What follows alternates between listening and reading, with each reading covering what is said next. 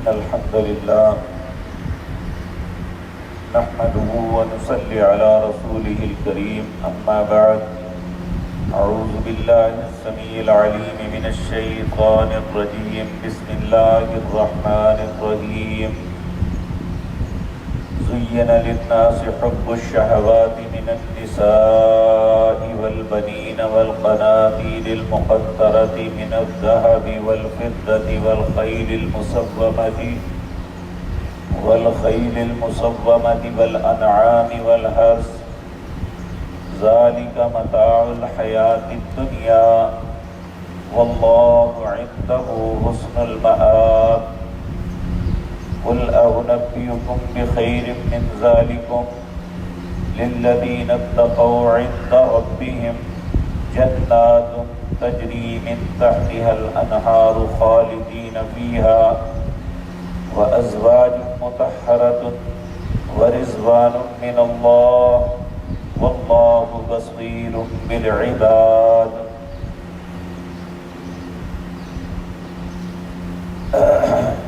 حضرات محترم،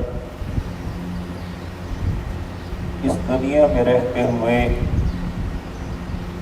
انسان کے لیے سب سے جو محبوب چیزیں ہیں ان کا تذکرہ اللہ نے فرمایا ہے، اور یہ ساری باتیں بتانے کے بعد کہا ذالک متاع الحیات الدنیا، یہ تو دنیا کا توشہ ہے، واللہ عندہ حسن المآب، حقیقی اور اچھا ٹھکانہ تو تیرے رب کے پاس ہے۔ کون سی انسان کی محبوب چیزیں ہیں؟ اللہ فرماتے ہیں زین للناس، میں نے لوگوں کے لیے مزین کیا ہوا ہے، یعنی انہیں یہ چیز محبوب بنا دی گئی ہے، حب الشہوات من النساء، عورتوں کی خواہش ان کے دل میں یہ محبوب بنا دی گئی ہے۔ لیکن یہ بات یاد رکھیں، اس خواہش کو دو طریقوں سے انسان استعمال کرتے ہیں، ایک جائز ہے اور ایک ناجائز ہے۔ نبی کریم صلی اللہ علیہ وسلم نے فرمایا میرے بعد میری امت کے مردوں کے لیے سب سے بڑا جو فتنہ ہوگا وہ عورت کا فتنہ ہے، لیکن جب یہی عورت ایک حلال طریقے سے انسان کی ساتھی بنتی ہے تو نبی کریم صلی اللہ علیہ وسلم نے فرمایا الدنیا متاع، دنیا ایک فائدے کی چیز ہے، اور دنیا کا بہترین فائدہ جو ہے وہ نیک اور صالح بیوی ہے، زندگی کا ساتھ کا اچھا ہونا ہے۔ اور نبی کریم صلی اللہ علیہ وسلم نے فرمایا لوگوں تمہاری دنیا کی دو چیزیں مجھے محبوب ہیں، ایک عورت اور ایک خوشبو۔ لیکن یہ بات ذہن میں رکھیں کہ جب ایسا ذہن میں آتا ہے تو نبی کریم کی جو ہے یہاں مراد جو ہے وہ حلال عورتوں کے معاملے ہیں، کہ یہ نہیں ہے کہ انسان ہر عورت کو پسند کرتا رہے، وہ عورت جو اس کے لیے حلال ہے۔ کہا میرے تو دنیا کی دو چیزیں پسند ہیں، لیکن پھر فرمایا میری آنکھوں کی ٹھنڈک نماز میں ہے، یہ اپنی جگہ، لیکن ان دونوں سے بھی محبوب جو چیز ہے میری آنکھوں کی ٹھنڈک جو ہے وہ نماز ہے۔ اللہ ہمیں ہماری نمازوں کو بھی ہماری آنکھوں کی ٹھنڈک بنا دے، کہ جب ہم نماز پڑھیں تو سکون مل جائے، جب نماز کا وقت ہو تو ہمارے دل میں ایک مچلنا شروع ہو جائے کہ ہماری اللہ سے ملاقات کا وقت آ گیا۔ نبی کریم صلی اللہ علیہ وسلم نے عورت کے متعلق یہ بات بتلائی کہ ایک اعتبار سے عورت آزمائش اور فتنہ ہے، اور ایک اعتبار سے عورت جو ہے انسان کی زندگی کا ساتھ اور اچھا متاع بھی ہے۔ اللہ نے ہر دونوں اعتبار سے انسان کے دل کو مزین کیا ہوا ہے عورتوں کی خواہش سے۔ والبنین، ہر شخص اولاد چاہتا ہے، اور اولاد میں بھی اولاد نرینہ۔ یہاں بھی دو باتیں ہیں۔ اگر تو وہ اولاد اس لیے چاہتا ہے کہ لوگوں میں فخر کریں کہ میرے اتنے بیٹے ہیں، تو یہی بات، یہی خواہش اس کے لیے وبال ہے۔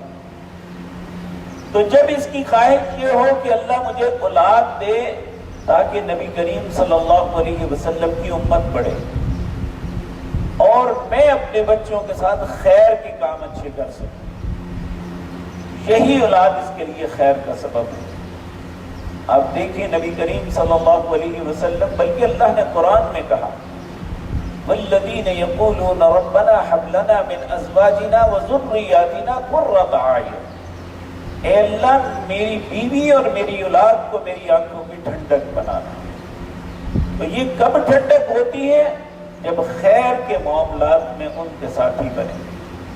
آپ دیکھیں یہ بھی خیر کا کام ہے کہ باپ ساری زندگی محنت کر کے اپنی نہ صرف محنت کرتا ہے، کماتا ہے، بلکہ اولاد کو کھلاتا ہے، اور جب وہ قوت و طاقت پکڑتی ہیں تو اگر باپ کا سہارا بنتی ہیں تو یہ بھی باپ کی آنکھوں کی ٹھنڈک ہے۔ اور بعض اولادیں ماں باپ کے لیے وبال بن جاتی ہیں، بڑے ہوتے ہیں تو بجائے لاٹھی سہارا بننے کے ان کے لیے مصیبت اور آزمائش بن جاتے ہیں۔ اور ایسے باپوں کو دیکھا کہ جو یہ کہتے ہیں کہ اس سے بہتر تھا کہ یہ مر جاتے ہیں، یعنی وہ اتنے تنگ آ جاتے ہیں اپنی اولاد پہ۔ اللہ ہم سب پہ ایسے حالات پہ رحم فرمائے اور ہماری اولادوں کو ہماری آنکھوں کی ٹھنڈک بنائے۔ اللہ رب العزت فرماتے ہیں کہ دوسری چیز جو انسان کے لیے محبوب اور پسندیدہ ہے، والبنین، وہ اس کے بیٹے ہیں۔ والقناطیر المقنطرہ، ہر انسان چاہتا ہے کہ میرے اثاثے بڑھے، میرے پاس بہت سے خزانے ہوں، میں زندگی کی ہر سہولت پالوں۔ تو یہ بھی یہاں یاد رکھیں، اگر تو یہ اثاثے، اگر تو یہ چیزیں رزق حلال سے کما کے اکٹھی ہوں، اور پھر اس میں سے انسان اللہ کا حق ادا کرے، تو یہ اس کے لیے خیر کا سبب ہے، یہ اس پہ اللہ کا فضل ہے۔ لیکن اگر یہ رزق حرام سے اکٹھے ہوئے ہیں اور انسان انہیں برے طرف خرچ کر رہا ہے، تو یہی مال اس کے لیے وبال ہے۔ اللہ ایسے مال سے ہمیں محفوظ رکھے۔ پھر فرمایا من الذهب والفضہ، خزانے کیسے؟ سونے اور چاندی کے۔ والخیل المسومہ، نشان لگائے ہوئے خوبصورت گھوڑے۔ گھوڑے سے مراد اب نئے زمانے میں سواری آپ سمجھیں۔ نبی صلی اللہ علیہ وسلم نے فرمایا کہ 4 چیزیں انسان کی خوش نصیبی کی یا اس کی اچھائی کی علامت ہے، ان میں ایک ہے اچھی سواری کا ہونا۔ تو یہاں یاد رکھیں گھوڑا سواری یہ 3 قسم کی ہے۔ ایک تو یہ انسان سواری اس لیے رکھتا ہے کہ اسے میں کام لاؤں گا اللہ کے کلمے کی بلندی کے لیے، تو یہ سواری اس کے لیے خیر کا سبب ہے۔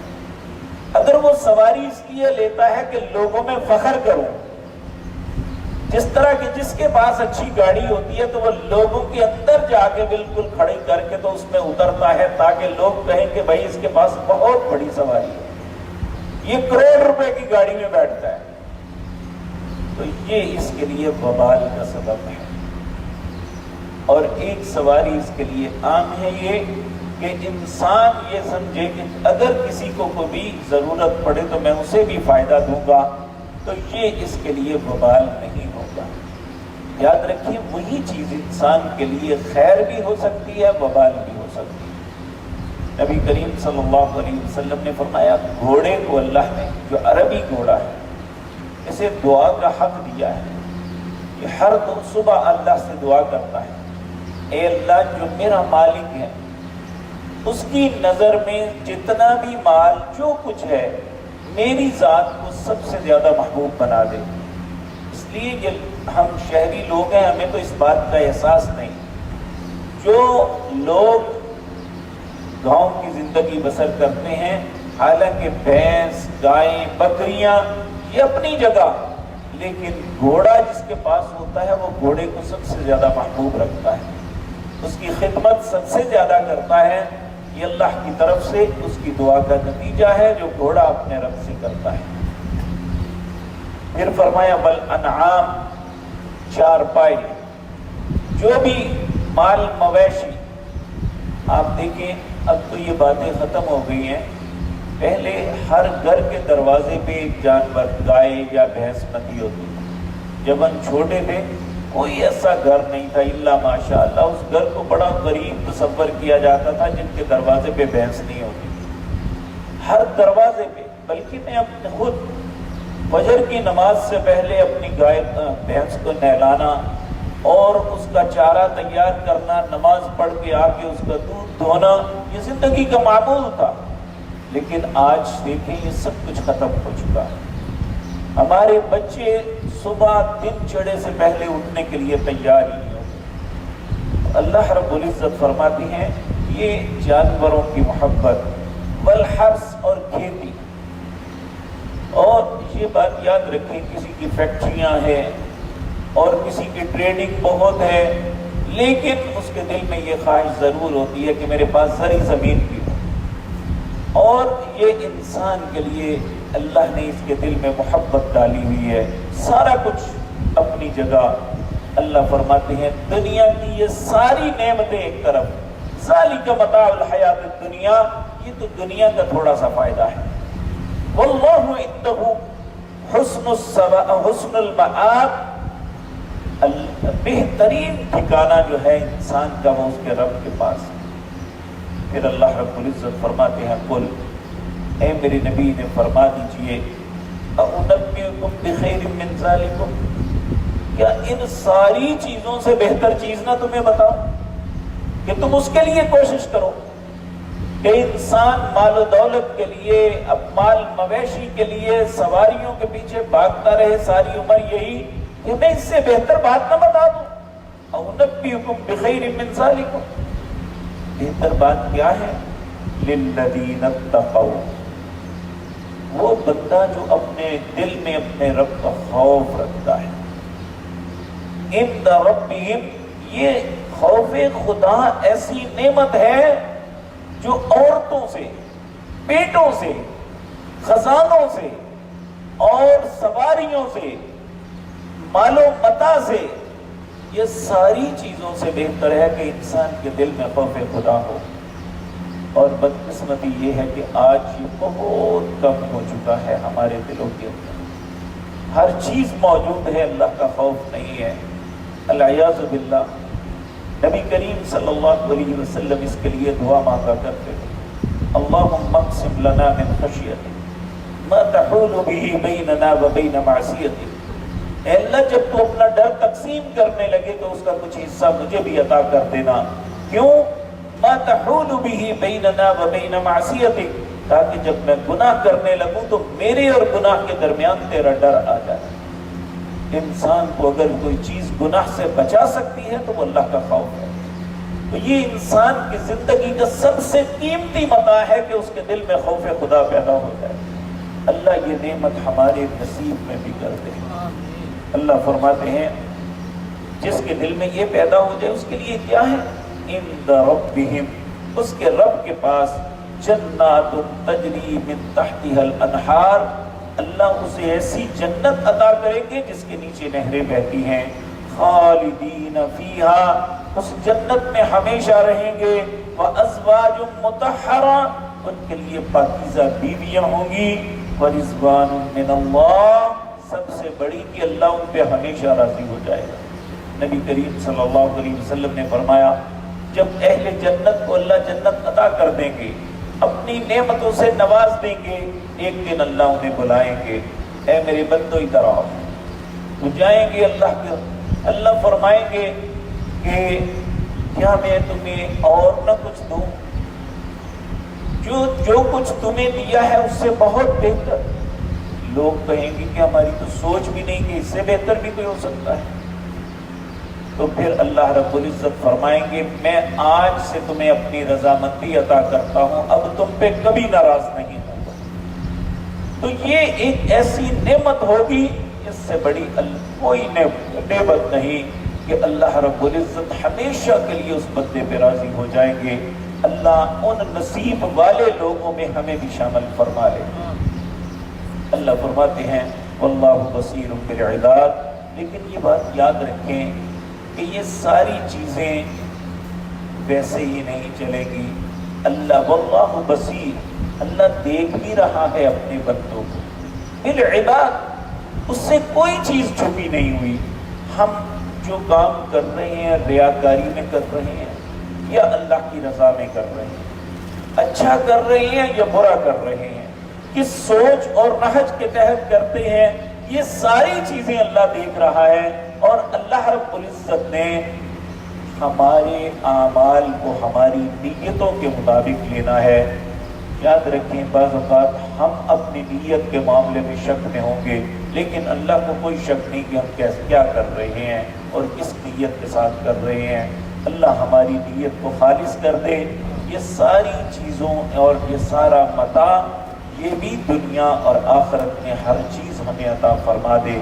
नबी करीम सल्लल्लाहु अलैहि वसल्लम ने फरमाया अल्लाह को जो इंसान की महबूब दुआ है, जो अल्लाह को भी बहुत पसंद है, वो ये है कि इंसान अल्लाह से तलब करे रब्बना आतिना फिद दुनिया हसनतन व फिल आखिरति हसनतन व क़िना अज़ाबन नार।